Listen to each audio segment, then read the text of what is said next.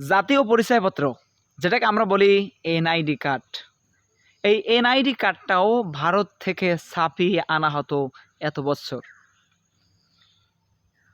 কথাগুলো বুঝছেন?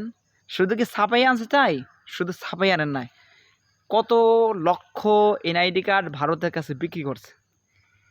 আসলে আমার একটি প্রশ্ন, যে আসলে তারা যে আমাদের এনআইডি কার্ড কিনছে, বিক্রি করছে তাদের কাছে, কেন বিক্রি করছে? আমাদের এনআইডি কার্ড দিয়ে তারা কি করবে? এটা মাথায় করে না। আসলে তারা যে বিক্রি করলো, তারা কিনলো কোন কারণে, কেন, কোন স্বার্থে, কোন কারণে, কেন, কি করবে তারা?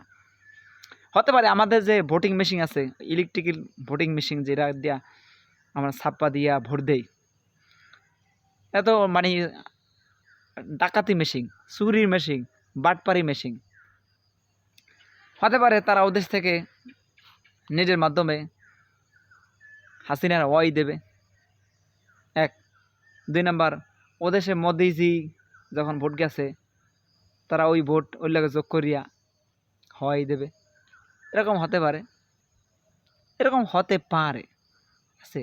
নাহলে তারা আমাদের এনআইডি কার্ড কিনবে কেন? আমাদের তো কত লক্ষ এনআইডি কার্ড তারা কিনে নিচ্ছে, কিনবে কেন?